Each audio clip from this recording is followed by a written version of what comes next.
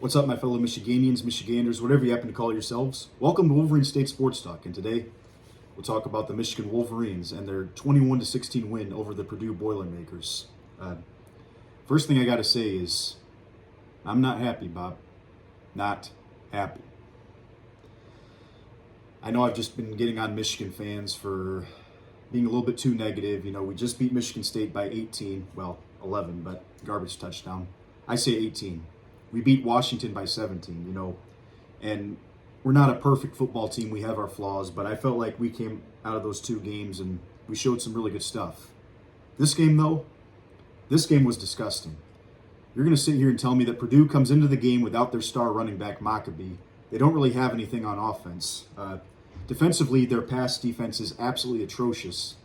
You come into this game as a 22.5-point favorite at home, at night, with something to prove. You still got to prove your credibility, and that's what you put on tape. That was disgusting. And, I'm going to be negative. Yeah, I'm going to be negative about this. We won the game, which is great, and we have a bye week, but the fact is, if we're going to keep playing like that, that's not going to cut it. I think everybody on that staff knows it. Hopefully they do, but a lot's got to get corrected. That was an embarrassing performance, and thank goodness we got a win, but that was terrible.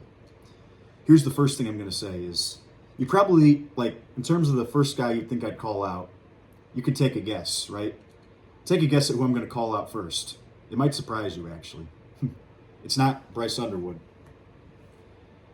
It's Giovanni El Hadi. The big problem with Bryce Underwood is his mechanics are off, and he's rushing a lot of throws, and he's getting worse as the season goes on. It's a massive problem, and he's not totally guiltless in this, Yes, he is an 18-year-old quarterback, and progress is not linear, yada, yada, but this should have been a better performance for sure. But here's what I think, I'll stop making excuses for Bryce in a second, but here's the first thing I'm going to say. The pass protection's been awful all season. It hasn't gotten better, but really, honestly, it's really coming from two guys. One guy is Andrew Sprague, who is technically a freshman. He's in his second year, but first year starting. It's kind of forgivable, and really he had one miss in this game where Purdue did a little stunt on the end. That's kind of been a problem with this offensive line. They haven't defended that very well. They did a stunt with the end and the tackle, and Sprague didn't get off the tackle in time, or he didn't get off the end in time to get the tackle off the edge, and it caused a sack. That's one thing, though. I mean, him and Marshall not being on the same page a few times, that can happen because they're both underclassmen. I mean, that's somewhat understandable. But Giovanni El Hadi is a senior. He's a senior veteran left guard. And when I watched the tape, I counted 4 or 5 times he got beat on pass protection. And if we're being honest, all season he's been getting cooked on pass protection. He's been a good run blocker, but on pass protection, awful. I just got to say that's extremely disappointing and very, very frustrating. You can sit here and say Grant Newsom's not developing guys, except I'm watching 3 freshmen play very well on this line. And Crippen has gotten a lot better as the season has gone on. Go watch the Oklahoma game and compare it to the rest of the season. I know Oklahoma's really good, but Crippen's improved. Jake Garnera has been fantastic at the guard spot. Frazier has come in and has been ready to play. Sprague, he still needs a little bit of work, but he has gotten a little bit better as the season's gone on. Still could use some improvement. Might be on the block, for the starting job next year. But here's the point. You need your leaders to step up. And when you have your senior left guard missing blocks up the middle, it makes this offense inoperable because Bryce Underwood can't step into his throws. And even when he's not pressured, you can see his mechanics are just not there. And a big reason why is he's getting pressured way sooner than he should be. If Bryce feels comfortable back there, I bet you he hits a lot more of these throws. But you can see he's zipping these throws. All these throws are overthrows, except for the one to Marlon Klein. But even that throw, it relates to the same thing. He's throwing that ball with his back foot like a fadeaway jumper. A lot of this has to relate to pass protection issues during the season. And, you can somewhat forgive Marshall not picking up guys sometimes because he doesn't know what he's doing as an underclassman. Sprague being a freshman, making mistakes, it happens. But El Hadi just getting beat up front, especially by this Purdue team, which is not any good, that's embarrassing. That was an embarrassing performance on his part. And I got to be honest with you, I'm going to start to wonder if they think about putting Ty Haywood there at guard. I don't know if he's injured or I don't think he's injured. I know he's a true freshman, which is very tough to play, at this level of football. But you know what? If El Hadi can't protect the passer, it limits our offense exponentially. We might just be stuck with him for the rest of the year. But you know what? You got to play better.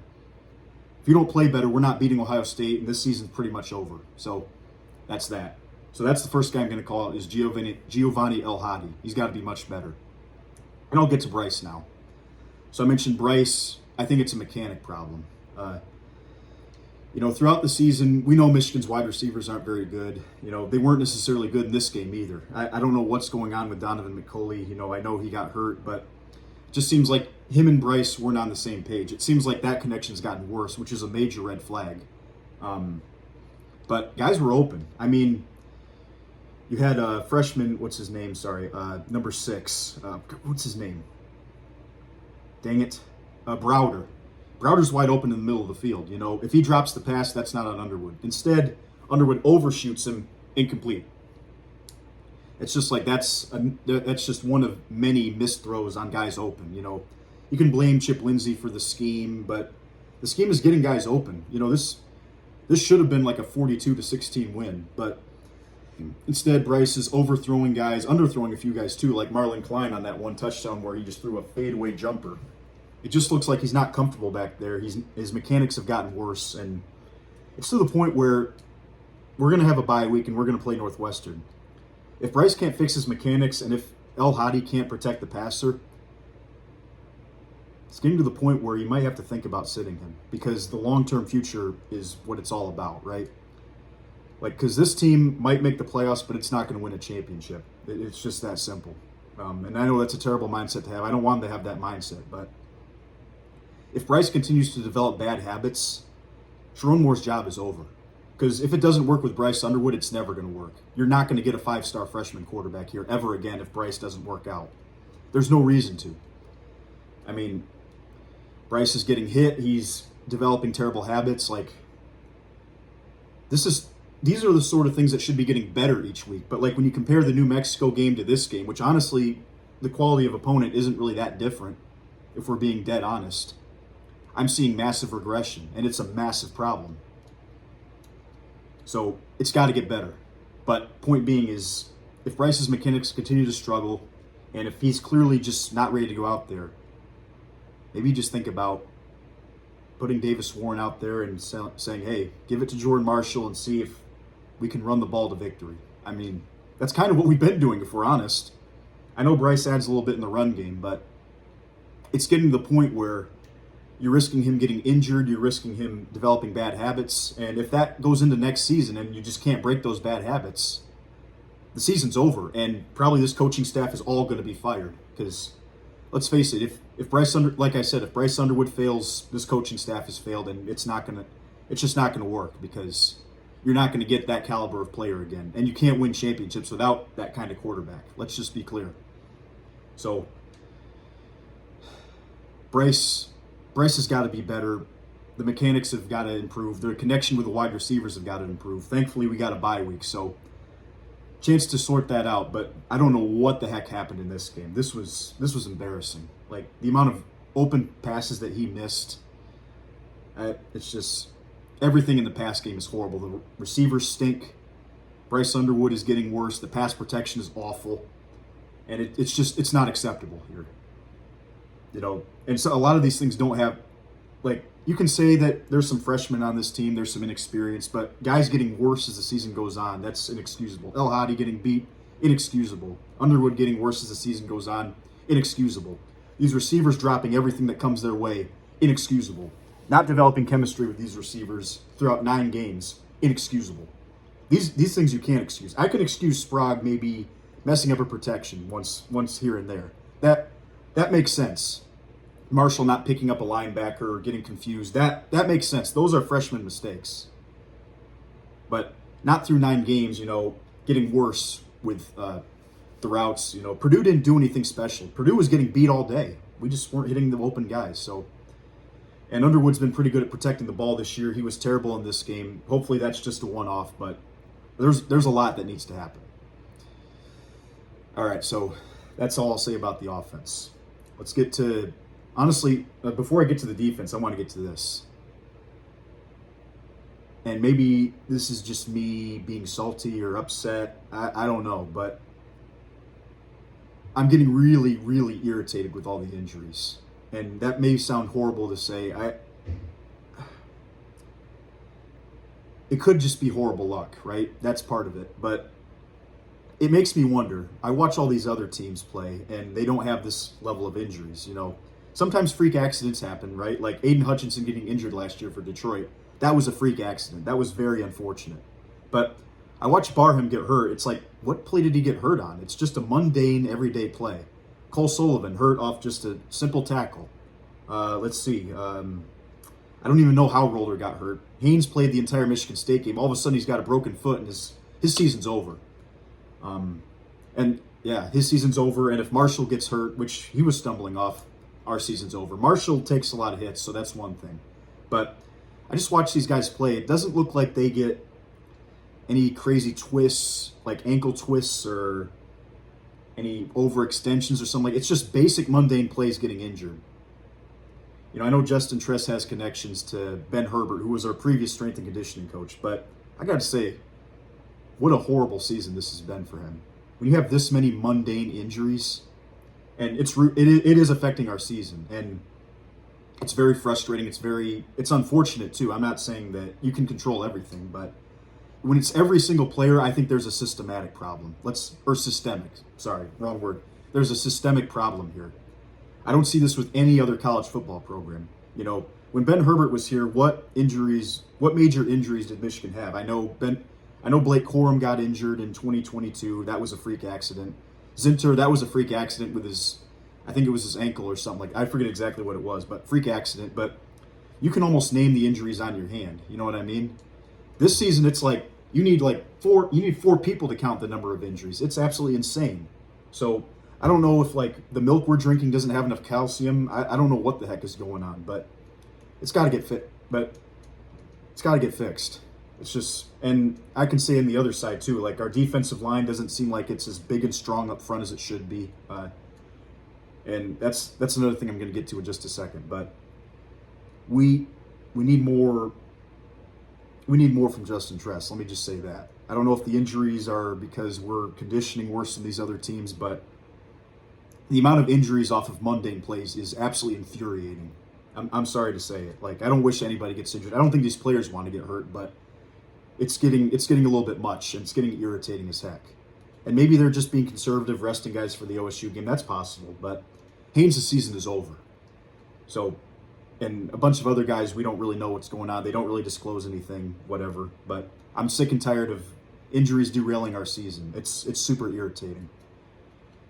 And on the defensive side of the football, we had a lot of injuries there, and you're putting guys in positions, it wasn't a great performance from our defense, but it was passable. I mean, Purdue only had about, I think, 270 yards of offense, which isn't great. It felt like they had a lot more, but it really wasn't a great performance on their end. We got a little bit lucky with a missed offsides. Oh well. I mean, Derek Moore's a beast. He's been awesome this year. Secondary was good. I'll say it was fine. Yeah. Again, when you have a bunch of injuries, you got guys that don't know what they're doing. There's a lot of communication problems. Usually the first team defense practices together. You get a mix of new guys in there that don't know what they're doing. A lot of freshmen, young guys. It's understandable to have some mistakes, right? One mistake could even be, not shifting to the right receiver. So instead, Jair Hill has to switch to that receiver at the last second, and then he commits a pass interference. So he looks bad on the play, but it might have not been his guy. I'm talking about that third down and goal pass interference that led to a first down. But that's one thing. I mean, I can kind of understand that. Bowles is working with Houseman. Houseman has a million things going on because he's got to get everybody lined up.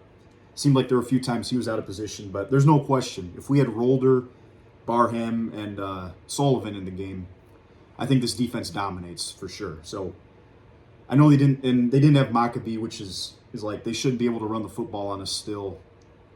But I can kind of give the defense a pass for not being completely dominant. They weren't bad enough for me to be super concerned. But there is one thing I want to say.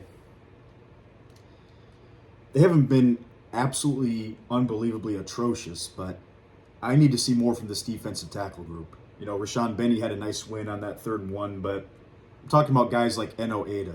Ada was a 4-star recruit, one of the top recruits, I think, in the 2023 class. And I just haven't been impressed with this film. I really haven't. Like, he's going to be one of the most important guys on this team next year because we're losing a lot on the defensive line. We're going to have a lot of freshmen in there, very talented freshmen, but Ada's going to be one of the few returning starters. Same with Pierce, but I need to see Ada get more wins up front. I need to see him shed a few more blocks and create more havoc in the pass plays. Like, it just seems like if we get pressure, it's on the edge, but up the middle, there's no pressure at all. Like, Payne has been okay, but getting past his pass rush ability is terrible. Benny maybe does a little bit better with pass rushing. Pierce is kind of the same. I don't know. It's just I've been kind of underwhelmed with this defensive tackle group. I'm not going to lie. I know we rotate a bunch of guys, but I can't really name one guy that's really good at rushing the passer. And I get it's a little like, I say it's a little bit harder as a defensive tackle to get pressure, but then I watch Purdue get all kinds of pressure up the middle on El Hadi. It's like, why don't we have anybody that can do that? The only time we get pressure is from Derek Moore, blitzers, or Jayshawn Barham. So you don't get pressure up the middle. It makes life a little bit easier for the quarterback because they can step up into their throws. I'm sick and tired of seeing guys have clean pockets and waiting 10 seconds for either Derek Moore to finally make a move and sack him, or they just complete a 5-yard pass downfield. I need to see more out of that group. It's just that simple. But otherwise, I think as long as we stay healthy, we'll be fine on defense. So, just overall, it was a bad game. But the staff, don't give up on them quite yet. Don't give up on this team quite yet. Because they got a bye week coming up, and all their goals are still in front of them. They still have to establish some credibility, but they have put some good games on tape. Like, if they play the way they played against Washington every week, they'll win the rest of their games, I think. I'd go that far. But they've put enough bad games on tape that you're like, is this team and this coaching staff really about it? But you also can say there's a lot of freshmen, there's a lot of injuries, which is true. It's just, I can't really make a conclusion about this staff yet. There's a lot that I like that I see. I like that the run game has been great. I haven't mentioned any of the positives in this game. I mean, because it's Purdue and they stink, but the run game has been awesome this year. The defense bounced back after USC, so that was good. I say you got 13 months to prove that you're about it. Big thing is I need to see Bryce continue to improve, specifically with his mechanics. If that means you need Marshall to protect the middle instead of the edge, let's do it. Hey, you know what? Let's throw in max protect. Throw in max protect. I don't care if we have 2-man routes. I just want to see Bryce be comfortable in in-game situations stepping into a throw. I think maybe if we could do that, maybe we'll get his mechanics a little bit better, and maybe the guys will drop it. Maybe nobody's open and he just has to scramble or just throw it out of bounds. I just want to see him in in-game situations step into his throw. He's already proven he can be a pretty solid decision maker, although this wasn't his best decision-making game. He's already proven he can do that.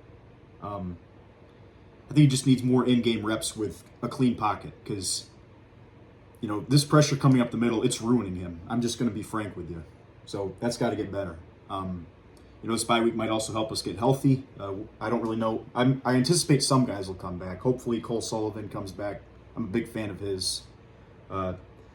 This could still be a good football team. Not a great one, but a good one if everybody gets healthy and we play the way we're capable of. But it's got to be better than last Saturday. That was very disappointing, very frustrating. Northwestern is not going to be a gimme game, but I think it'll tell us a lot about this team because they're not a bad team at all, but it's a team we should beat. So we're going to see if we've cleaned a lot of stuff up. We're going to see if we're ready to go. Like I said, this is an audition for this coaching staff to see if they're about it. They got about 13 months to prove it. And if they can beat Ohio State this year and go to the playoffs, then that's a major credibility booster. But right now they have to earn it. They haven't earned anything yet. So this is their chance to do it. All right, thanks guys for listening. Go Blue and have a good one.